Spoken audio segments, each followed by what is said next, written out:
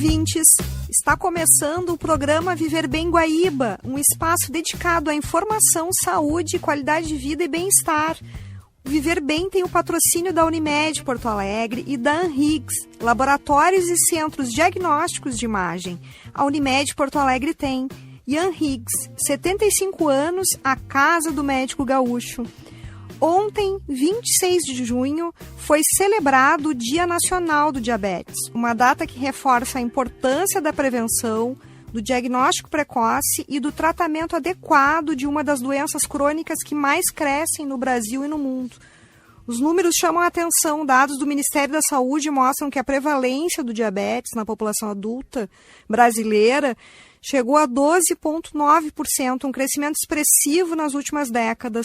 Estima-se que milhões de brasileiros convivam com a doença e que uma parcela significativa sequer saiba que tem diabetes.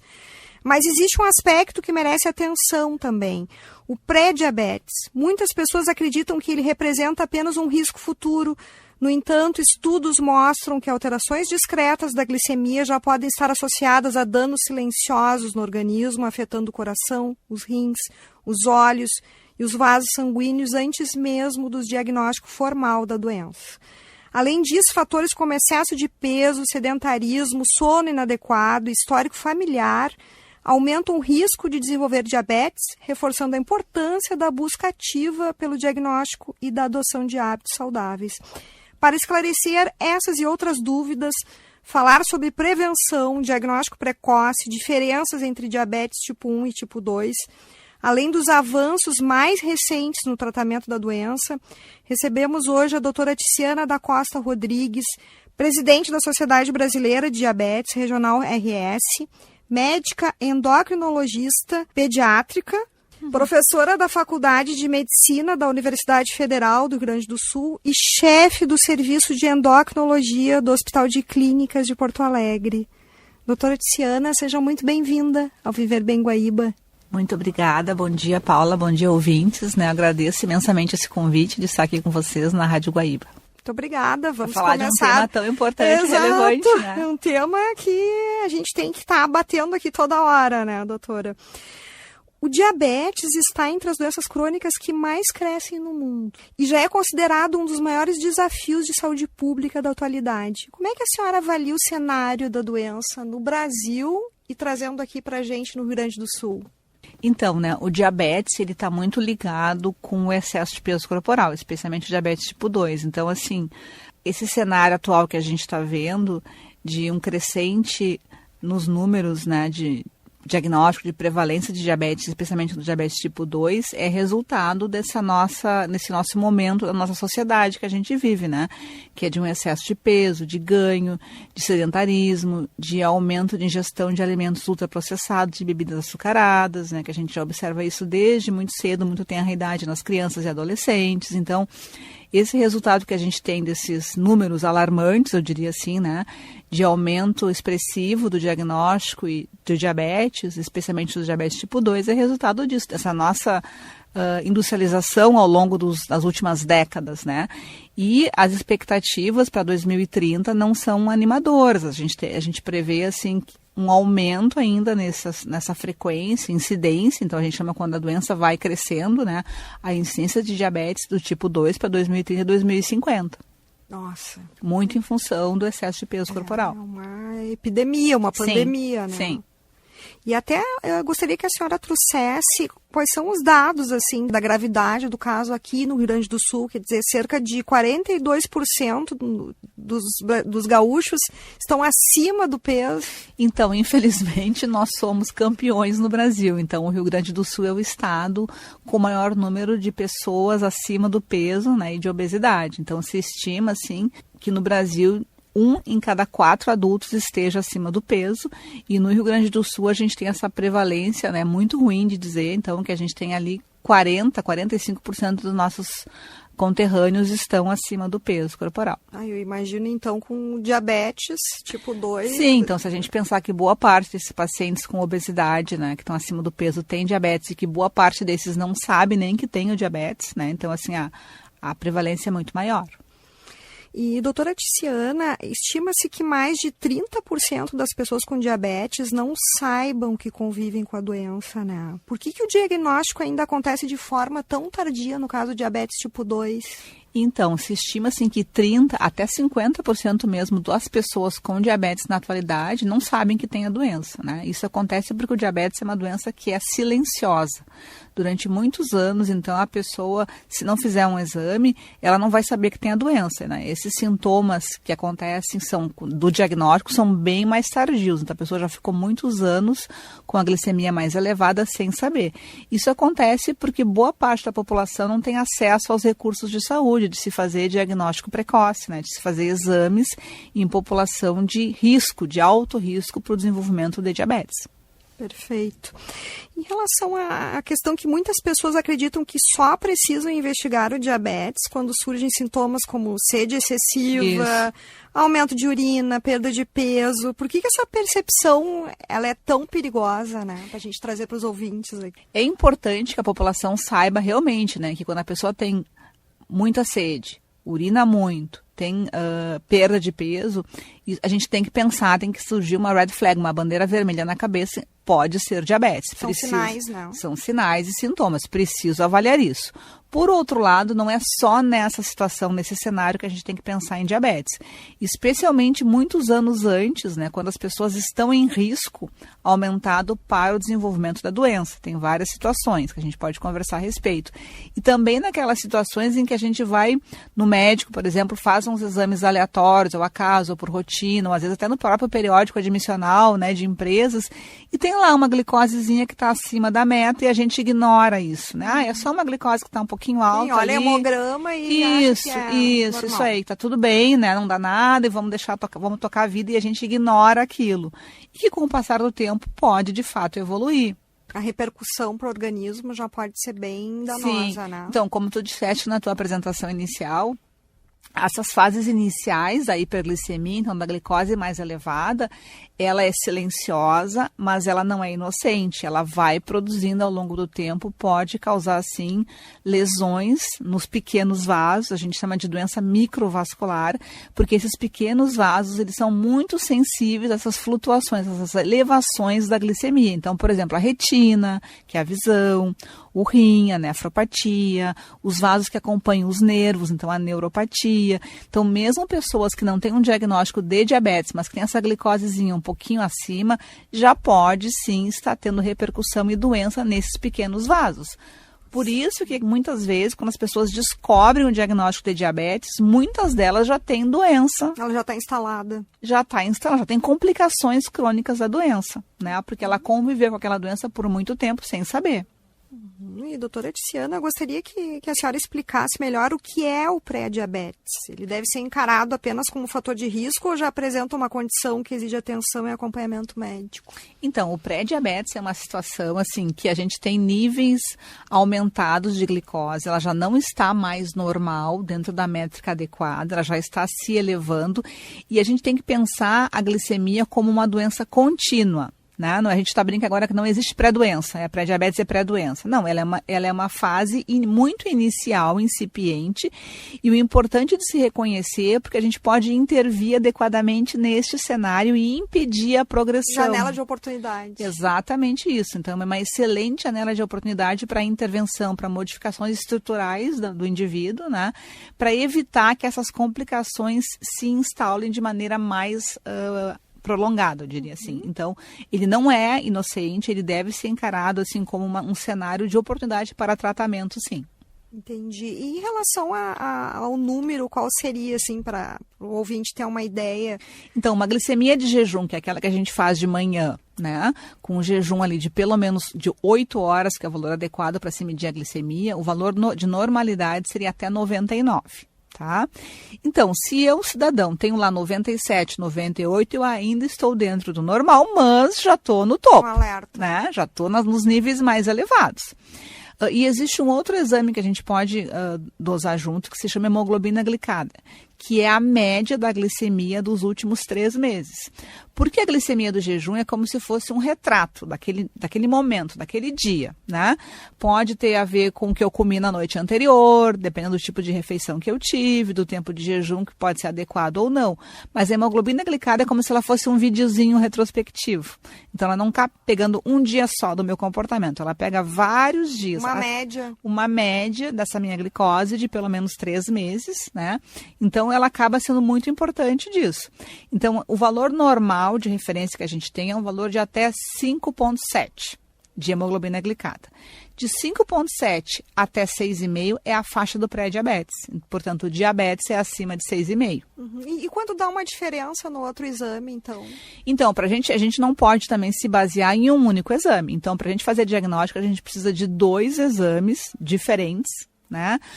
Por exemplo, então eu faço uma glicemia de jejum que deu a minha 105 e faço uma hemoglobina glicada, que é um outro exame então, que deu ali 6,2. Eu tenho 2 exames alterados, então eu me encaixo no pré-diabetes. No pré-diabetes. Exato. Né? E no caso, se deu menos na hemoglobina glicada. Se deu, por exemplo, uma hemoglobina glicada bem normal, então abaixo de 5,7, deu 5,2, que é bem normal, e uma glicemia de jejum de 105, né? Bom, eu tenho que repetir eu tenho só um exame alterado, eu tenho que repetir essa minha glicemia de jejum em um outro momento, mas digamos que ela se confirme, tá? Isso mostra que o meu problema é matinal, né? Ele também se enquadra num pré-diabetes, mas eu vou pensar um pouquinho diferente, eu vou pensar que o meu componente principal é a neoglicogênese hepática noturna. O que é isso? O nosso fígado, é uma coisa que é interessante de explicar para os pacientes, né? Porque muita gente, assim, é muito comum, eu tenho lá uma glicemia que está de jejum que é um pouquinho alterada e tenho hemoglobinas glicadas que estão persistentemente normais, tá? Então, o que o meu organismo está me dizendo? Ele está me dizendo que a minha glicemia de jejum está alterada porque o meu fígado, durante a noite, trabalha para produzir glicose. É normal, tá? E num indivíduo que está bem adequado, com um peso adequado, a minha quantidade de insulina dentro do pâncreas, pelo sistema portal, ela vai ser suficiente para equilibrar entre a produção de glicose e a minha produção de insulina liberada pelo pâncreas, mas que vai lá no meu fígado e vai equilibrar aquela liberação de glicose. Quando eu estou acima do peso, por exemplo, tenho gordura intrahepática, esteatose hepática, né? Seria gordura no fígado. Gordura no fígado, traduzindo, tá? A minha insulina produzida no pâncreas já não atua adequadamente naquele fígado gordinho. Aquele fígado já produz mais glicose. A gente chama esse processo de resistência à ação da insulina. Mesmo eu tendo insulina em níveis adequados, ela não funciona adequadamente, porque se meu fígado está gordinho, ele está resistente. Então, isso vai se traduzir nos primeiros momentos, nos primeiros anos, com uma glicemia de jejum alterada. Mas o que significa o fato de eu ter uma hemoglobina glicada normal? Que a minha produção de insulina pós-prandial está adequada. Meu pâncreas está lá, guerreiro, trabalhando. Cada vez que eu como, ele consegue produzir uma quantidade suficiente de insulina que equilibra a glicose pós-refeição. Mas o meu problema é o jejum, é o matinal. Então, isso também se caracteriza como um pré-diabetes, né? Mas que é por uma via um pouquinho diferente. Geralmente está bem mais associado com esse quadro de excesso de peso, sobrepeso, obesidade, gordura intrahepática, resistência insulínica. Importante. Essa explicação vale o ouro, doutora Tiziana. É muito importante porque é uma dúvida que muitas pessoas têm. Isso, para as pessoas entenderem assim, mas o meu pâncreas trabalha bem, sim, ele está lá, guerreiro lutando, né? Ele produz quantidades suficientes de insulina. Porém, a insulina, ela funciona também através do nosso fígado. Se eu tenho um fígado que não está funcionando bem, porque está muito gordinho, por exemplo, porque está inflamado, a minha insulina não consegue chegar lá adequadamente, né, como deveria, e aí eu tenho, como resultado disso, produção de glicose, especialmente dessa glicose da noite, noturna. Entendi. Mesmo que eu fique sem comer em jejum a noite inteira. Eu fiz lá várias horas de jejum e mesmo assim minha glicose ficou alta, porque o meu fígado está trabalhando demais. É resquício de todo esse cenário. Isso aí. Quem deveria ser mais proativo na busca pelo diagnóstico? Existem grupos que merecem atenção especial, mesmo Sim. quando não apresenta sintomas, né, Sim. ou sinais. Então, existem pessoas que se equivalem ao alto grupo de risco para desenvolvimento de diabetes. Quem são elas? Familiares de pacientes que possuem diabetes. Então, eu tenho lá minha mãe ou meu pai que possui diabetes do tipo 2, ou eu tenho um irmão, uma irmã que tem diabetes tipo 2, ou mesmo um pouquinho mais distante, um vô, uma avó que tem diabetes tipo 2. Se eu estou acima do meu peso corporal, então em termos de sobrepeso ou obesidade, né? Se eu, mulher, tive diabetes gestacional na minha gravidez, mesmo que depois da gestação esse diabetes se resolveu, ainda assim, ao longo da minha vida depois, dos anos futuros, eu tenho sim mais risco de desenvolver diabetes do tipo 2, então também é um sinal de alerta, mulheres na gestação. Se eu tenho, por exemplo, síndrome de ovários policísticos, né, que são aquelas mulheres que têm uma composição de sinais e sintomas, também associadas a aumento de peso, irregularidade menstrual, algumas podem ter presença de acne, espinhas, um pouquinho de excesso de pelo corporal aqui e lá. Então, esse quadro geral também se caracteriza por resistência insulínica, também é um fator de risco. Indivíduos mais velhos, então assim, há um tempo atrás a gente dizia que era acima dos 45 anos só. Hoje, indivíduos mais jovens também, mas que têm esses componentes, também têm que ser alertados. Pacientes com hipertensão, então só o fato de eu ter hipertensão já me coloca num risco maior. Então, pacientes que têm o que a gente chama de síndrome metabólica, que é aquele que tem triglicerídeos aumentados, o colesterol bom reduzido, eu tenho um aumento de gordura na região de abdômen, que é a região da cintura, a gordura visceral, porque essa gordura visceral está mais associada com doença cardiovascular do futuro, com inflamação do pâncreas, né? Então, assim, isso já me coloca em risco, são pessoas que já deveriam ficar mais ligadas, assim, em termos de procura, né, para investigar. Perfeito. E doutora Tiziana, além dos exames laboratoriais, existem sinais clínicos que podem indicar a resistência à insulina ou aumento do risco de desenvolver diabetes? Sim, então quando a gente olha, claro, estar acima do peso, então ter um índice de massa corporal elevado. O que é esse índice de massa corporal? É uma formulazinha bem simples, que é o nosso peso dividido pela raiz quadrada da nossa altura, que é simples de fazer. Pega nosso peso, divide pela altura e divide de novo pela altura. É a mesma coisa, tá? Só que assim, às vezes a pessoa pode não ter exatamente, não se enquadrar na obesidade ou no sobrepeso, mas tem uma distribuição de gordura corporal já alterada. Por exemplo, é um indivíduo que ele é mais magro, mas ele tem um acúmulo de gordura na região da cintura. Tanto homens quanto mulheres. Mulheres são mais comuns na pós-menopausa, que a gente perde o nosso estrogênio protetor. Então, a gente tende a acumular mais gordura na região de cintura. Então, mesmo que eu não esteja numeralmente assim com obesidade, mas eu tenho esse acúmulo de gordura, eu já tenho um maior risco. Então, esse é um sinal. Outro sinal é a distribuição de gordura. Então, assim, indivíduos que têm as perninhas, são magros de perna e de braço, a gente costuma dizer, né? Se dizem alguns tipos de lipodistrofia que, às vezes, até para os próprios médicos pode ser mais difícil de diagnosticar, quem não está muito familiarizado com isso também tem um risco aumentado. Acantose nigrans. O que é isso? É um pigmento, né, por excesso de insulina na pele, em algumas regiões. Geralmente, contorno de pescoço, as dobras, então região axilar, região inframamária, às vezes na face, em algumas pessoas de região lateral, pescoço, né, que é um pigmento assim mais acobreado. Isso também pode indicar, claro, isso é mais comum em quem está acima do peso, mas às vezes mesmo pessoas que estão com um peso adequado e que já têm essa manifestação, a gente chama de acantose, pode indicar também um aumento de mais risco. Escurecido. Uma região mais escurecida, isso aí. Tem se falado muito também, como a senhora comentou, a importância da circunferência abdominal na avaliação metabólica. Isso, né? É bem importante. Uma fita métrica. Isso, eu ia comentar. Por que uma fita métrica pode fornecer informações tão valiosas sobre o risco cardiovascular, né? E desenvolvimento do diabetes? Porque esse acúmulo de gordura da região central, da região de cintura, ele corresponde, né, a um aumento de risco de doença cardiovascular do futuro. E isso não sou eu que estou dizendo. Assim, existem grandes estudos de acompanhamento de milhares de pacientes ao longo do tempo que se observou que aqueles que têm mais acúmulo de gordura em região de abdômen, isso visto por exames, né, mais a gente chama de DEXA, por exemplo, que vê bem direitinho a distribuição e a composição de gordura corporal, mostraram que essas pessoas que têm mais acúmulo de gordura em região de cintura têm mais eventos cardiovasculares para o futuro. Mas uma maneira muito simples, eu não vou ficar fazendo esse exame que é caro, que é invasivo em todo mundo.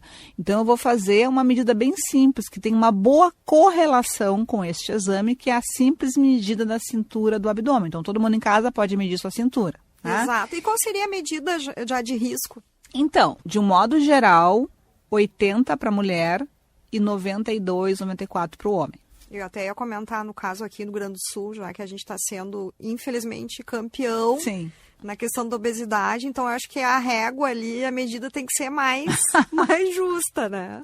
A régua mais alta. A régua mais alta, mais alta para baixo, para ser mais rigoroso. Exatamente, né? Muitas pessoas ainda confundem o diabetes tipo 1 e o diabetes tipo 2, né? Quais são as principais diferenças entre essas duas formas de doença em relação às causas, ao perfil dos pacientes e ao tratamento? Então, né? Se a gente for dizer assim, 90% dos diabetes em geral são do tipo 2, que é esse diabetes que está muito associado à questão comportamental, do ganho de peso, do estilo de vida sedentário, também num componente familiar hereditário, né? O diabetes tipo 1 corresponde a aproximadamente, depende da população que é estudada, mas em torno ali de 5 a 8% dos casos de diabetes da população geral de diabetes tipo 1. O diabetes do tipo 1 ele é um diabetes genético. Então, o que quer dizer isso? Que está lá na minha programação dos meus genes determinado que eu tenho um grande risco para ter diabetes do tipo 1. A grande maioria dos diabéticos do tipo 1 vão ser um diabetes de origem autoimune. O que é isso? Então, quer dizer, é uma patologia bem diferente do diabetes tipo 2, em que eu tenho um componente de resistência insulínica, de obesidade, né? Que é uma evolução muito lenta de muitos anos. O diabetes do tipo 1 é um componente genético, muitas vezes autoimune, de instalação súbita e rápida. Então, assim, é uma pessoa que em questão de 1 mês, 2 meses, ele tinha uma glicose que poderia ser normal, e aí ele abre esse diagnóstico muito rapidamente, com muita sede, urinando muito, acorda à noite para fazer xixi, perde peso. Você perguntou qual é que é o perfil do paciente. Geralmente são pessoas jovens, então crianças, né, adolescentes, adultos jovens, surgem com esse diabetes. Muitas vezes não tem caso nenhum na família, porque foi uma combinação genética dos genes do pai e genes da mãe. Isso aí que veio, né, com esse código já determinado.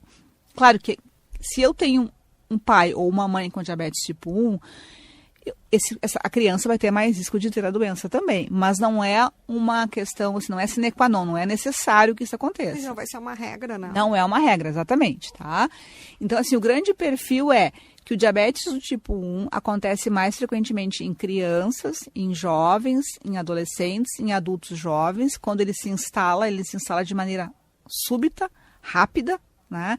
E o tratamento é sempre com insulina, uma insulina basal e uma insulina de ação rápida, quer dizer, que vai substituir, cada vez que a pessoa come, ela tem que fazer uma correção com insulina para que aquela glicose pós-refeição não suba muito. Para poder regular, né? Para poder regular e manter tanto a glicose de jejum adequada quanto as glicemias pós-refeição.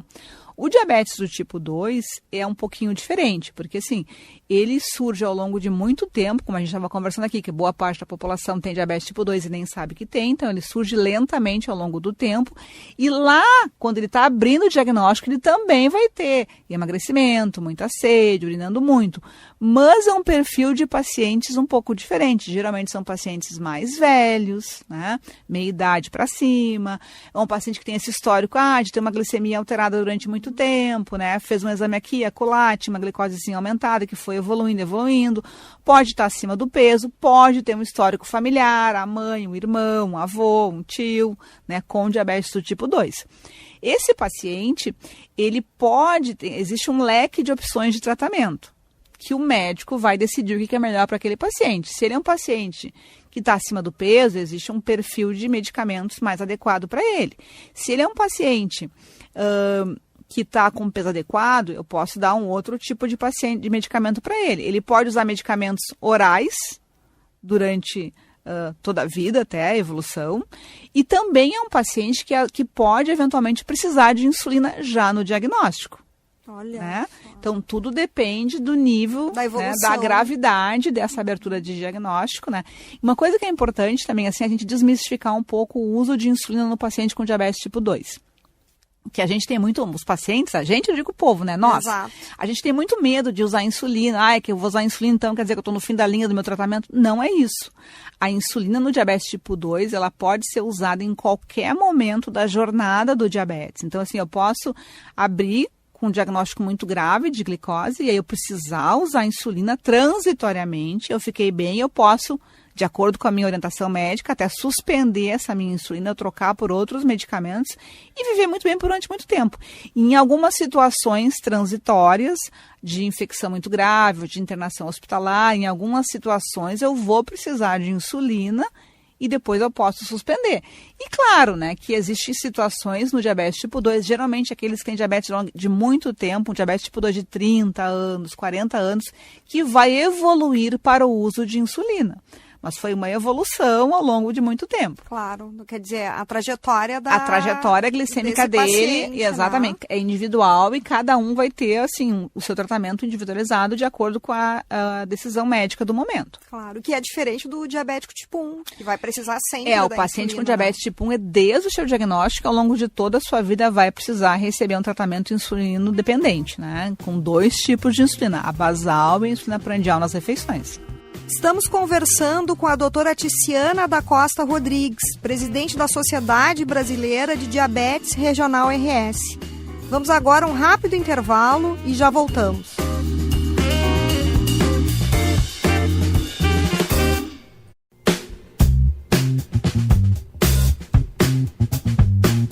Estamos de volta com o programa Viver Bem Guaíba, que tem o patrocínio da Unimed Porto Alegre e da Anhiggs, laboratórios e centros diagnósticos de imagem. A Unimed Porto Alegre tem. E a Anhiggs, 75 anos, a casa do médico gaúcho. Hoje estamos conversando com a doutora Ticiana da Costa Rodrigues, presidente da Sociedade Brasileira de Diabetes Regional RS. Doutora Ticiana, agora falando em prevenção, quais medidas realmente apresentam comprovação científica para reduzir o risco de desenvolver o diabetes tipo 2? Então, modificação do estilo de vida, né? É a coisa que mais funciona. Impacta, né? Que impacta na redução de glicose, na prevenção para a evolução para diabetes do tipo 2. O que significa modificação do estilo de vida? Significa iniciar uma atividade física, significa modificar o padrão alimentar, preferindo o quê? Preferindo alimentos mais saudáveis, então aumentar a ingesta de grãos, de verduras, de legumes, redução de açúcares, de açúcar simples, que a gente chama de absorção muito rápida, os doces em geral, bebidas açucaradas é muito importante, então suco de fruta, refrigerantes, então são os grandes campeões. Vilões, achocolatados. São vilões achocolatados, então essas bebidas açucaradas, assim, né, que a gente tá tomando, não percebe nem a quantidade que tomou um copo, 2 copos, 3 copos, como é líquido, flui muito bem, passa muito bem e são altamente calóricos e pouco nutritivos, né? Não me dão nenhum tipo de nutrição associada ao agregado, é só o açúcar mesmo puro e são muito palatáveis, quer dizer, são muito saborosos, são muito agradáveis ao nosso paladar humano, então por isso que a gente vai tomando. Então a gente tem que ter uma coisa bem consciente de evitar o consumo desse tipo de alimento.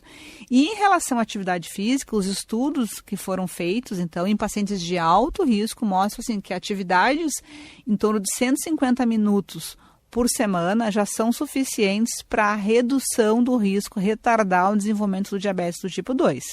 Mas também existe o cenário que eu posso precisar de medicação. Claro. Para, nessas fases assim, de população de alto risco, de pré-diabetes, para evitar o desenvolvimento do diabetes. Mas as modificações do estilo de vida, elas são mais eficientes do que a própria medicação. A grande dificuldade é a gente conseguir aderir isso, né?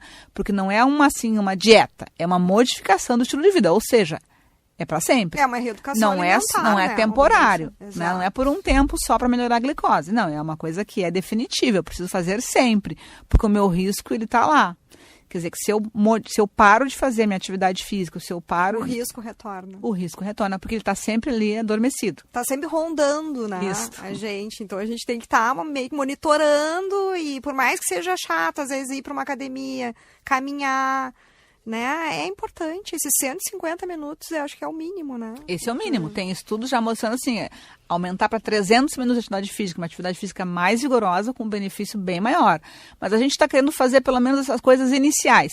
E uma coisa que é importante, assim, para os ouvintes é que o exercício, qualquer intervenção que a gente faça, ela é sempre mais importante para quem não faz nada. Ou seja, se eu estou completamente sedentário e eu começar a caminhar, eu já tenho um grande benefício de fazer isso.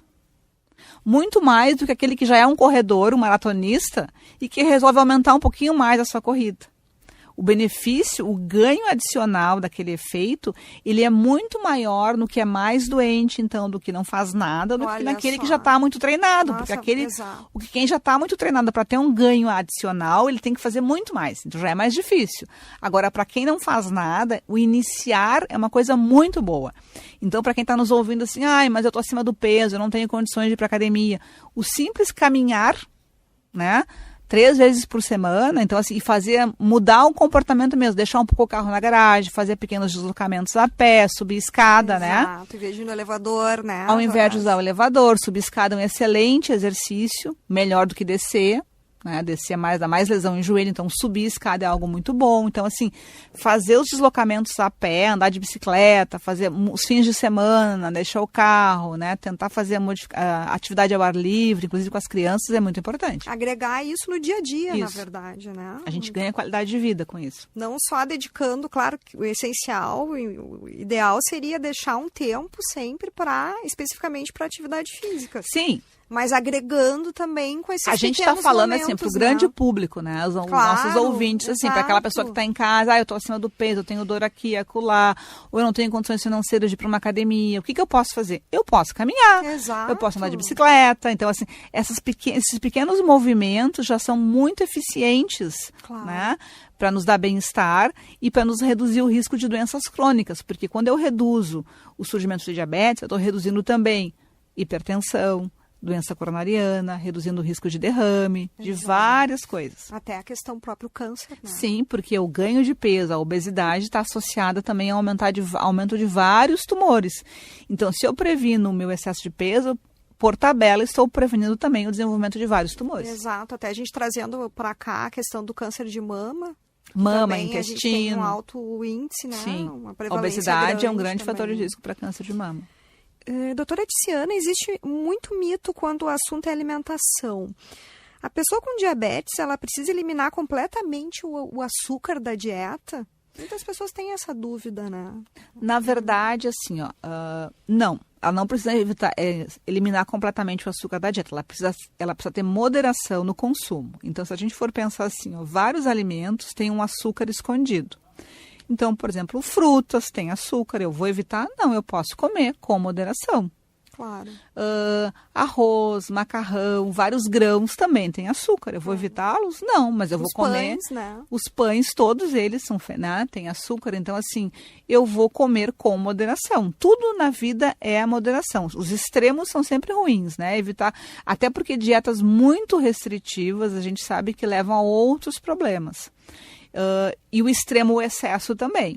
Então, assim, por exemplo, um paciente com diabetes tipo 1, né, a gente está falando aqui, ele não pode comer nenhum tipo de açúcar, de um modo geral ele vai evitar, mas o paciente que ele está bem educado dentro da sua doença, ele sabe que ele pode comer desde que ele faça a verificação da sua glicose e ele use a insulina de acordo com o que ele vai comer, então ele pode. Inclusive, assim, recentemente a gente fez um curso para pacientes sobre contagem de carboidrato, para pacientes com diabetes, em geral. Então, assim, que é justamente isso, de educar via Sociedade Brasileira, né, Regional RS, para educar os pacientes, assim, de que eles aprendam, né, o que é o carboidrato. Então, são vários tipos de açúcares e existe o açúcar refinado, que é esse ao qual você se refere, mas, por exemplo, em outros alimentos existe um açúcar mais complexo, que demora mais tempo para ser processado pelo organismo, demora mais tempo para subir a glicemia, e esse é muito bem-vindo para quem tem diabetes. E, por exemplo, alguns alimentos, até para a gente comentar aqui. Então, por exemplo, assim, alimentos com grãos, né? Entre eu comer um arroz branco e um arroz integral, o integral é melhor, né? Eu vou comer uma batata inglesa, uma batata doce. A batata doce, ela é mais saudável, né? Eu comer, então, um pão branco, um pão integral. O pão integral tem menos carboidrato. E o fato de ter fibra junto. Então, quando eu fizer meu pratinho do brasileiro, o arroz com feijão, e eu acrescentar uma salada junto dele, eu já reduzo o índice glicêmico, que é a velocidade com que aquela minha glicose sobe. Então, o prato tradicional do brasileiro, que é o arroz com feijão, um bife, uma carninha ou um frango e uma salada, completo, ele é muito adequado, ele é super completo. Muito nutritivo. Muito nutritivo, saboroso, muito adequado, né? Agora, claro, se eu for naquele dia eu resolvi que eu vou comer só um macarrão, sem nada de fibras junto, né? Aí eu estou agregando muito carboidrato na minha dieta, um índice glicêmico muito elevado. Então, uma maneira bem inteligente é eu colocar um pouquinho de macarrão, mas junto colocar uma proteína, uma carne, colocar junto uma salada, né? Então, nesse curso a gente tem uma informação bem importante para os seus ouvintes, é assim, ó, a ordem da ingestão dos alimentos é importante também. Eu ia comentar a ordem. Pensamos juntos. Então, se eu comer primeiro a minha salada, depois a proteína e por último o carboidrato, a velocidade com que a minha glicose é menor. Eu posso comer antes até a proteína e depois a salada, por último é o carboidrato. Olha só. Né? Então, o carbo tem que é o açúcar, claro, tem que ser a última coisa a ser ingerida. Eu posso, né, aí é a preferência de gosto da pessoa. Eu posso começar pela salada e proteína e o carboidrato, ou proteína, salada e carboidrato. Então, isso não sou eu que estou dizendo, isso a gente tem evidência científica, tem estudos mostrando que a velocidade de elevação da glicose é menor quando eu deixo o carboidrato sempre para o final. Doutora Tiziana, nos últimos anos, diversos estudos demonstraram a relação entre qualidade do sono e a saúde metabólica, né? Como é que noites mal dormidas podem aumentar o risco de diabetes, obesidade? Então, essa é uma questão super importante, assim, né? E na medicina do estilo de vida tem se falado muito, então, em termos, assim, de qualificação de itens da vida da pessoa, né? Então, o sono é uma parte muito importante da nossa vida. A gente fica 1/3, pelo menos, né, dormindo. Então, esse sono tem que ser de boa qualidade. Quando a gente não dorme bem, e dormir bem pode ser dormir poucas horas, ou mesmo para quem dorme muitas horas, mas tem um sono que é inadequado, não dorme profundamente, ou tem apneias do sono, né? Quer dizer, ela tem uma dessaturação dos níveis de oxigênio durante a noite, ou tem micro despertares. Uma pessoa que acorda muitas vezes, às vezes a gente não se dá nem conta que acordou, mas a qualidade do sono dela é prejudicada. É uma noite que não foi bem dormida. Claro, não é um sono reparador. Não é um sono reparador, exatamente. É a pessoa que acorda e acorda cansada. E tem muita sonolência diurna também, né? Então, qualquer lugar em que eu paro, eu durmo. E isso está associado, que se for uma coisa frequente, assim, ao longo dos anos, de obesidade, diabetes, hipertensão, doença cardíaca, né? Por que isso acontece? Porque o padrão do nosso ritmo circadiano do cortisol, ele fica modificado e alterado. Então, a natureza, ela é muito sábia, né? Ela faz com que o cortisol fique mais elevado nas primeiras horas da manhã para nos dar mais energia e disposição, e ao longo do dia ele vai caindo, chega à noite, a gente tem um decaimento que nos dá aquela sensação de sono, vem à noite, melatonina sobe, soninho, berço, né? Quem tem um sono atrapalhado, os níveis de cortisol ficam mais elevados durante a noite e isso vai ter uma repercussão ao longo dos anos, que é de piora da qualidade de vida da pessoa. Obesidade, diabetes, hipertensão, doença cardiovascular. Isso também afeta os trabalhadores noturnos.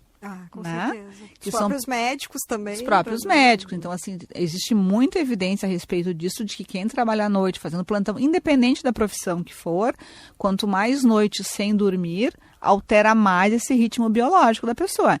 Então, aí ela fica lá 2, 3 noites de plantão, trabalhando aqui na rádio, né, dando plantão, e aí a terceira, quarta noite ela está em casa e ela tem que dormir, mas ela não dorme, porque ela está virada. Então, assim, isso é muito ruim para a saúde da pessoa. Sim, mesmo né? que a pessoa no final de semana resolva, não, agora eu vou fazer o intensivo do sono. Então, tem vários, isso é um assunto, assim, à parte para trabalhar, assim, que é o estudo do sono. Então, por exemplo, assim, quando a gente tem essa oportunidade de dormir mais no fim de semana, isso é bom. Então, a gente deve tentar compensar o déficit de sono da semana em outros dias, quando possíveis.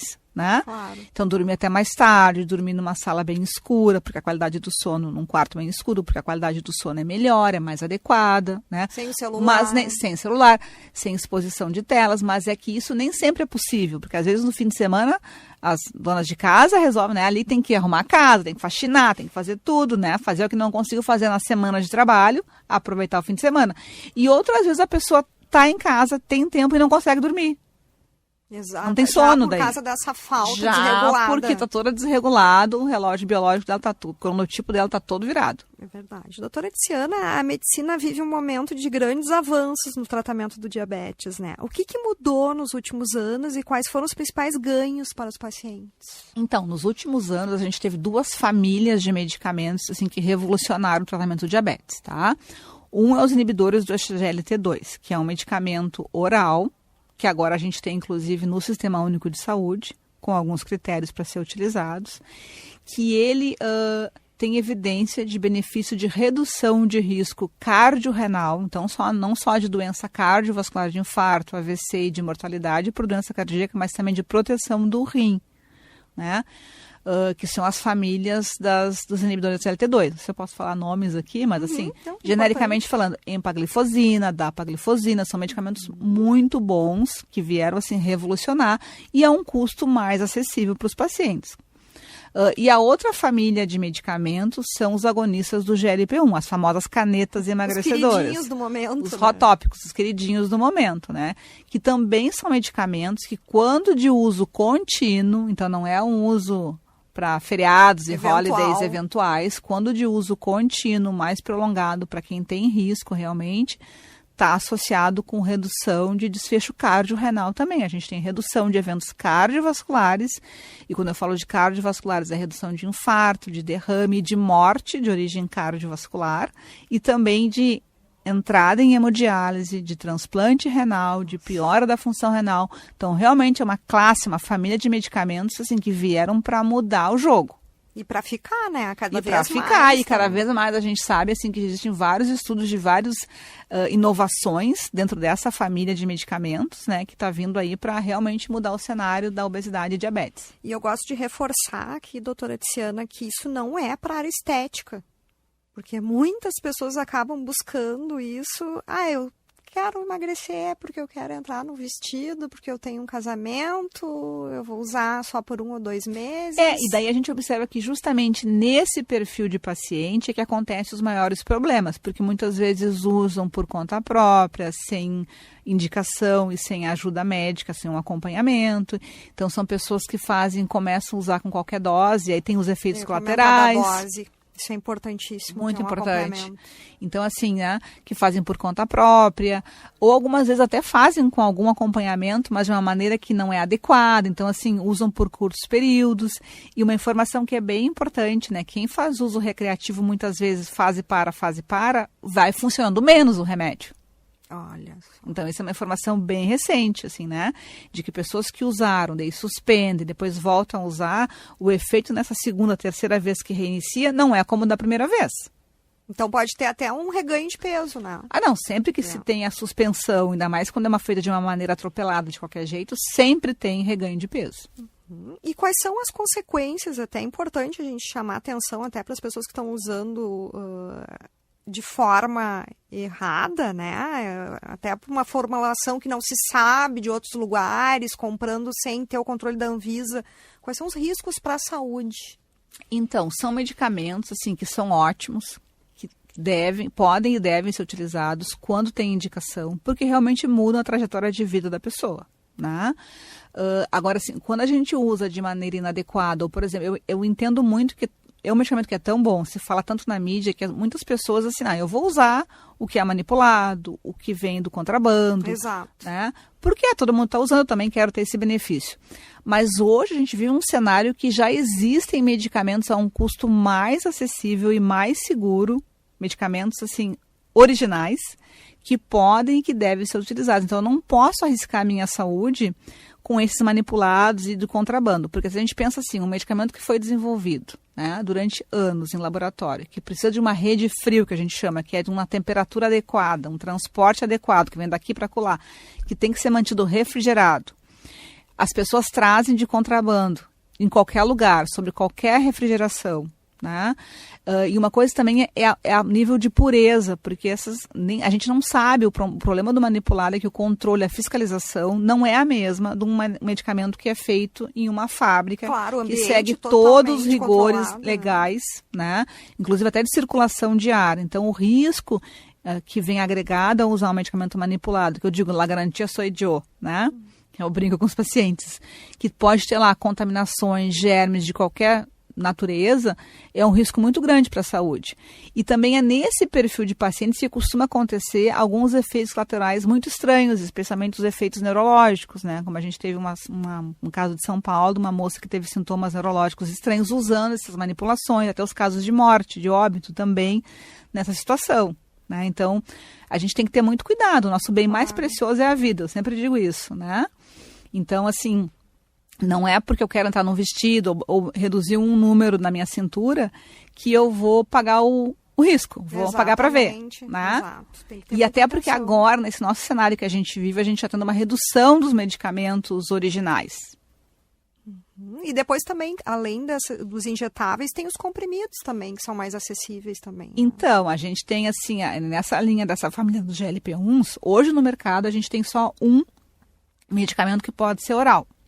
Mas está vindo para o mercado, provavelmente para 2027, um outro medicamento também da família dos GLP-1s que promete vir a um custo mais acessível, porque a maneira com que ele é feito, ele é mais econômico.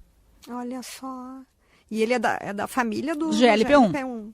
A orforglipona. Até trazendo, até a gente tinha colocado isso aqui na entrevista, eu até trouxe um estudo publicado na revista científica The Lancet, que trouxe resultados bastante promissores com a retatrutida. A retatrutida. Então, a gente está falando, a retatrutida, ela já é um triplo agonista. Então, a gente falou primeiro, quando a gente fala de GLP-1, tem os monoagonistas, tem lá a família liraglutida, que é a aplicação diária, a semaglutida, que é a aplicação semanal. Depois tem os duplo agonistas, que é a tirzepatida.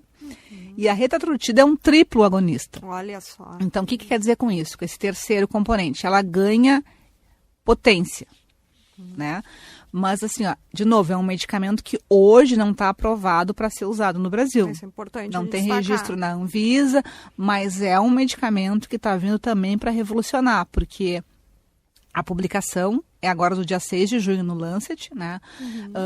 Nessa publicação são pacientes com diabetes do tipo 2, acompanhados por 40 semanas, em que a perda de peso médio desses pacientes é em torno de 17%. A gente sabe que pacientes com diabetes têm mais dificuldades, são mais resistentes para perder peso. Mas em termos de perda de peso média, 18%. E alguns pacientes conseguem perder até 25% do peso corporal, Nossa. O que é bastante. E tem outro estudo da mesma retatrutida em pacientes com obesidade, acompanhados por 80 semanas, então por mais tempo, que a média de perda de peso foi de 28%. Então, média. Estou falando da maioria das pessoas que usaram a medicação perderam em torno de 28%. Isso é muita coisa. É muita coisa. A gente começa a falar de resultados muito semelhantes à cirurgia bariátrica. Era outra pergunta que eu vinha na sequência, né? Isso. E um grupo desses pacientes, da família que perderam 28%, perderam até 35%. Daí é igual praticamente cirurgia bariátrica. Claro que tem que ver as indicações, porque eu consigo ter essas perdas com o uso continuado na medicação. E esse uso continuado seria o quê? Assim, é óbvio, de um tempo determinado, o quê? Seria uma década, por toda a vida? A gente não tem essa informação, assim, precisa para te dar, mas provavelmente, né, eu tenho que pensar assim, se eu tenho uma condição, no caso do diabetes, né, eu vou usar um medicamento por longo período, até eu conseguir a meta estabelecida. E uma coisa que é muito interessante com essa família de medicamentos é que lá no passado a gente falava assim, quem tem diabetes tem que perder pelo menos 5% do peso corporal. Quando a gente fala desses medicamentos, a gente fala de já perdas de 10% a 15% do peso corporal.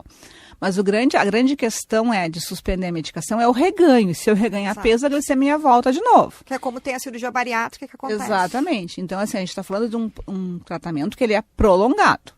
Talvez para a vida toda. Mas eu só vou poder ter certeza disso com um acompanhamento. Eu não posso, Tiziana, achar que eu estou com um peso adequado, minha glicose está boa, eu vou suspender por conta. Eu preciso ter um acompanhamento de alguém que me diga, olha, a gente está num peso agora que está muito bom, faz tanto tempo que tu estás com manutenção, tu está mantendo este peso, a gente pode pensar em alguma estratégia de talvez redução de dose, de talvez troca por alguma outra coisa, troca por um medicamento oral, como esse que está vindo aí, tem estudos mostrando isso, né, que eu sustenho até. Então, assim, o Mantenha Tem, que é disso, de as pessoas usarem o medicamento por longo tempo, atingir o peso corporal, vamos testar para ver como é que fica. Vamos usar uma dose menor do mesmo medicamento, vamos trocar para o medicamento oral e ver como é que fica. Porque nem todo mundo precisa perder quase 30% do peso corporal. Boa parte das pessoas com 10%, 15% ficarão muito bem. Claro. Então, eu também tenho que cuidar, né? Porque às vezes a pessoa chega no consultório, eu quero usar o medicamento X. Aí eu digo, isso é uma bazuca, pratica uma formiga. Eu brinco com eles, né? Para a pessoa entender que às vezes eu não tenho por que usar um medicamento tão potente, que está super na moda, que vai ter um custo bem elevado, para mim, que individualmente não preciso de toda essa perda. Então, a gente tem que trabalhar isso e só quem pode conversar com a gente é alguém que realmente entenda disso, que possa nos orientar. Não, essa colocação é fundamental, doutora Tiziana. Para as pessoas se darem conta que elas não podem estar se automedicando. E eu não preciso usar sempre o medicamento que está na moda. Eu tenho que usar o melhor medicamento adequado para mim. Quantos medicamentos antigos hoje que são super eficazes, né? Isso, eu tenho que usar o melhor medicamento que seja adequado para o meu caso e para o meu bolso, entende? Também, de modo que eu possa mantê-lo a mais longo prazo para ter o melhor benefício. Isso vai fazer toda a diferença na trajetória, né, desse paciente. Estamos conversando com a doutora Tiziana da Costa Rodrigues, presidente da Sociedade Brasileira de Diabetes Regional RS. Vamos agora a um rápido intervalo e já voltamos.